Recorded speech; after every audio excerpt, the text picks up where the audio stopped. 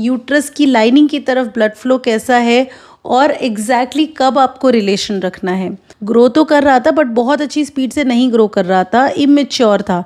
हो सकता है यही एक रीज़न हो कि पेशेंट को प्रेगनेंसी नहीं आ रही हो। जब आप प्रेगनेंसी के लिए प्लान करते हो, आप डॉक्टर के पास जाते हो क्योंकि आपको प्रेगनेंसी नहीं हो पा रही होती है नेचुरल तरीके से, तो अक्सर आपको फॉलिकल मॉनिटरिंग कराने की सलाह दी जाती है। आप हर महीने बार बार फॉलिकल मॉनिटरिंग कराते हो बिना ये जाने कि उसका मकसद क्या है, क्यों कराना होता है फॉलिकल मॉनिटरिंग, और जो आपकी फॉलिकल मॉनिटरिंग हो रही है वो ठीक तरह से हो भी रही है या नहीं। Hello everyone, I am doctor Nikita Banerjee. मैं एक स्त्री रोग विशेषज्ञ हूँ, एक फर्टिलिटी एक्सपर्ट, और फॉलिकल मॉनिटरिंग को हम बहुत अच्छी तरीके से समझेंगे ताकि आपको आपका खुद का ट्रीटमेंट समझ में आए। फॉलिकल मॉनिटरिंग में हम बेसिकली फॉलिकल्स को मॉनिटर करते हैं, राइट। ये फॉलिकल्स क्या होते हैं? ये फॉलिकल्स वो कंटेनर है जिसके अंदर आपके एग्स होते हैं। तो हर फॉलिकल में यूजुअली एक एग होता है, और ये जो एग्स होते हैं ये बेसलाइन मतलब ज़्यादातर कंडीशन में ये इमेच्योर एग्स होते हैं जो आपके फॉलिकल्स के अंदर स्टोर होते हैं। तो फॉलिकल बेसिकली आपके एग की स्टोरेज होती है। जब हम अल्ट्रासाउंड करते हैं तो हम अल्ट्रासाउंड में एग्स तो नहीं देख सकते क्योंकि एग तो माइक्रोस्कोप में देख सकते हैं, एक छोटा सा सेल है। अल्ट्रासाउंड में हम एग नहीं देख सकते बट एग के आसपास की जो कवरिंग है फॉलिकल उनको देख सकते हैं। तभी हम नंबर ऑफ़ फॉलिकल्स काउंट करके आपको बता पाते हैं कि आपका एग रिजर्व कैसा है। जब हम फॉलिकल मॉनिटरिंग करते हैं तो यूजुअली पीरियड के दूसरे या तीसरे दिन हम आपका बेसलाइन अल्ट्रासाउंड करके देखते हैं कि आपके नंबर ऑफ़ फॉलिकल्स कितने हैं। अगर आप नेचुरल साइकिल में जा रहे हो तो हम कोई मेडिसिन नहीं देते। अगर आपको मेडिसिन देने की ज़रूरत पड़े तो हम 5 दिन की गोलियां देते हैं एग बनने की, और उसके बाद देखते हैं कि आपकी बॉडी कैसे रिस्पॉन्ड कर रही है। मैं अपने सेंटर पे यूजुअली हर पेशेंट को फॉलिकल मॉनिटरिंग के दौरान मेडिसिन नहीं देती। मैं यूजुअली उनका ना बेसलाइन अल्ट्रासाउंड करके देखती हूँ कि उनके खुद के एग्स बन रहे हैं या नहीं। अब क्या होता है, जब आपके एग्स बनते हैं, जब आपको प्रेगनेंसी आती है तो क्या होता है कि ये इतने सारे फॉलिकल्स, इतने सारे एग्स होते हैं, सारे तो प्रेगनेंसी नहीं ले आते। हर साइकिल में इन सारे फॉलिकल्स में से, इन सभी एग्स में से एक एग मैच्योर होता है। वो एग मैच्योर होता जाता है और वही आगे जाके प्रेगनेंसी लाता है।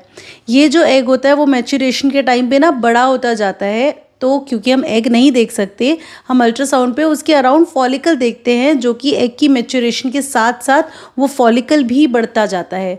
उस फॉलिकल का साइज़ देखते हुए हम ये अंदाज़ा लगा देते हैं कि हमारा ये जो एग है ये मैच्योर हो गया है, रिलीज़ हो गया है या नहीं। तो अगर हमने दूसरे दिन अल्ट्रासाउंड किया, हम यूजुअली 8वें 9वें दिन आपको दोबारा बुलाते हैं देखने के लिए कि एग का साइज़ क्या है, और उसके बाद एक एक दिन छोड़ के आपका अल्ट्रासाउंड होता है देखने के लिए कि ये एग जो है वो ठीक स्पीड से ग्रो कर रहा है या नहीं, कहाँ पर अड़चन आ रही है। कहीं ऐसा तो नहीं है ये एग ग्रो करते करते बीच में कहीं रुक गया हो, या ऐसा तो नहीं है कि एग तो ग्रो कर रहा है लेकिन आपका यूट्रस रेडी नहीं है अभी आने वाली प्रेगनेंसी को रिसीव करने के लिए। तो फॉलिकल मॉनिटरिंग का जो दूसरा पार्ट होता है वो होता है एंडोमेट्रियल लाइनिंग। यूजुअली लोग ना केवल अंडे पे ध्यान देते हैं, बस ये ध्यान देते हैं कि ये फॉलिकल ग्रो कर रहा है या नहीं, फॉलिकल इतने साइज़ का पहुंच गया था, फॉलिकल रप्चर हुआ या नहीं, लेकिन कोई ये नहीं देखता कि फॉलिकल के साथ साथ यूट्रस का क्या स्टेटस है। तो जब आपका फॉलिकल मैच्योर हो जाता है और एग रिलीज़ हो जाता है, उस टाइम पे आपका यूट्रस की लाइनिंग भी रेडी होनी चाहिए, थिक और बहुत अच्छी ट्रिपल लेयर लाइनिंग होनी चाहिए, और उसी को कहते हैं रिसेप्टिव यूट्रस। ठीक है, कि आपका एग रिलीज़ हो गया, एम्ब्रियो बन गया, और अब ये यूट्रस भी रेडी है उस एम्ब्रियो को रिसीव करने के लिए। तो फॉलिकल मॉनिटरिंग में हमको सभी चीज़ें सिंक्रोनाइज चाहिए। कौन से डे पे आपका एग बन रहा है, एग के कितने साइज़ पे, आपके यूट्रस की लाइनिंग का क्या साइज़ है, यूट्रस की लाइनिंग का पैटर्न कैसा है, ट्रिपल लेयर पैटर्न है या नहीं, एग की तरफ ब्लड फ्लो कैसा है, यूट्रस की लाइनिंग की तरफ ब्लड फ्लो कैसा है, और एग्जैक्टली कब आपको रिलेशन रखना है। इसीलिए जब हम अल्ट्रासाउंड करके देखते हैं एक फर्टिलिटी सेंटर पे, तो और बहुत सारी चीज़ें हम बारीकी से देख पाते हैं। अगर मैं आपको एक रफ आइडिया दूं तो ये देखो, इस तरह से फॉलिकल मॉनिटरिंग होती है। अब अगर मान लो पेशेंट का जो पीरियड है वो 4 अक्टूबर को आया है, तो हमने पीरियड के दूसरे दिन देखा, हमको दोनों साइड, एक साइड 5 और एक साइड 6 एग्स दिखाई दे रहे थे। एग्स नहीं, हम बोलेंगे इसको फॉलिकल्स दिखाई दे रहे थे। तो वो उसका बेस लाइन फॉलिकुलर काउंट है।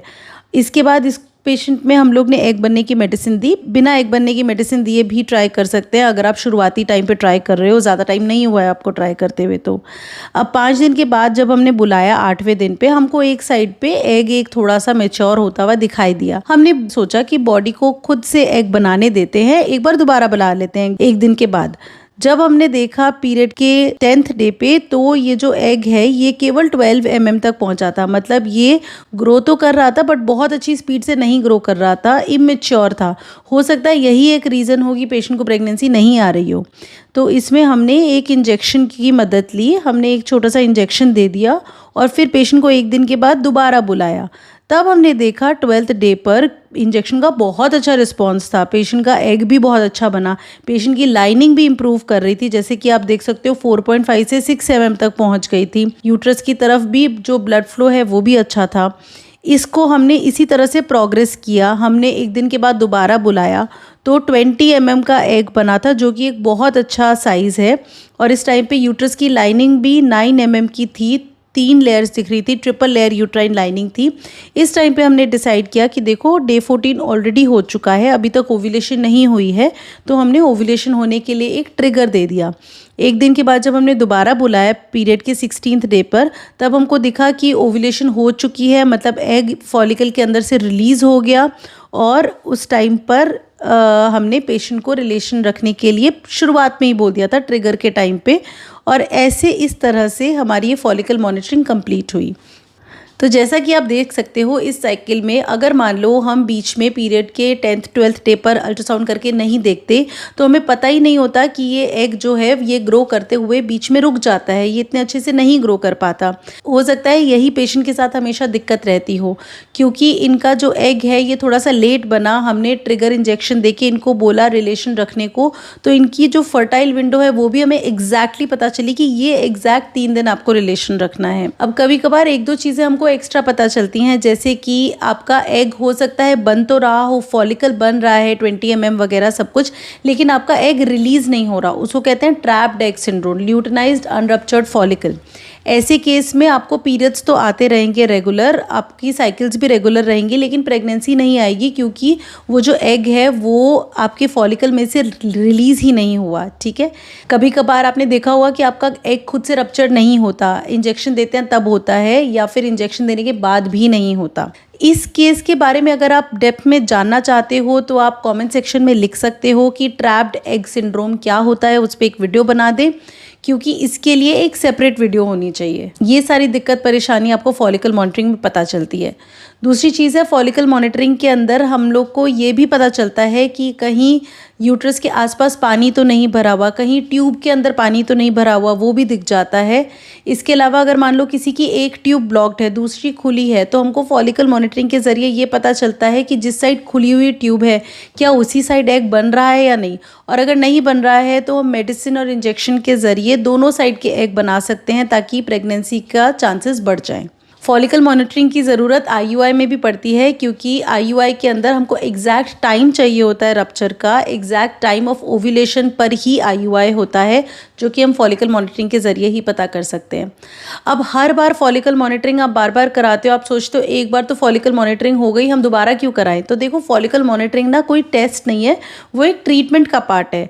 जो हम लोग मेडिसिन दे रहे हैं उसका रिस्पॉन्स है या नहीं, वो हमको फॉलिकल मॉनिटरिंग के बाद ही पता चलेगा। कहाँ पर दिक्कत आ रही है वो भी हमको फॉलिकल मॉनिटरिंग के दौरान पता चलेगा। हाँ, लेकिन ये ज़रूर है, मेरे जो पेशेंट्स हैं जिनका मैं एक बार फॉलिकल मॉनिटरिंग कर लेती हूँ, अगर सेकंड टाइम भी उनका रिस्पॉन्स लगभग सेम ही है, तो मैं उनकी फॉलिकल मॉनिटरिंग बार बार नहीं करती। मैं उनको यूजुअली पीरियड के उस डेट पे बुलाती हूँ जब मुझे लगता है कि उनका रिस्पॉन्स जो है वो अच्छा रहेगा, उनकी पिछली फॉलिकल मॉनिटरिंग के रिजल्ट को देखते हुए। फॉलिकल मॉनिटरिंग बिना अच्छा ट्रीटमेंट दिए अधूरी है। अगर बार बार आप फॉलिकल मॉनिटरिंग कराते रहो लेकिन रिजल्ट सेम रहे तो उसका कोई फ़ायदा नहीं है। इसीलिए फॉलिकल मॉनिटरिंग को क्लब किया जाना चाहिए एक बहुत इफेक्टिव ट्रीटमेंट के साथ। एग्जैक्ट प्रॉब्लम क्या है उसको ढूंढना ज़रूरी है, ताकि आपका प्रेगनेंसी का सक्सेस रेट बढ़ पाए। एग का साइज़ कितना होना चाहिए जिस पे रप्चर होता है, यूट्रस की लाइनिंग का कितना साइज़ होना चाहिए, अगर आप ये जानना चाहते हो तो बस आप एग साइज़ लिख देना कमेंट सेक्शन में, मैं उसके ऊपर एक सेपरेट वीडियो बना दूंगी। Wish you good luck with your fertility journey.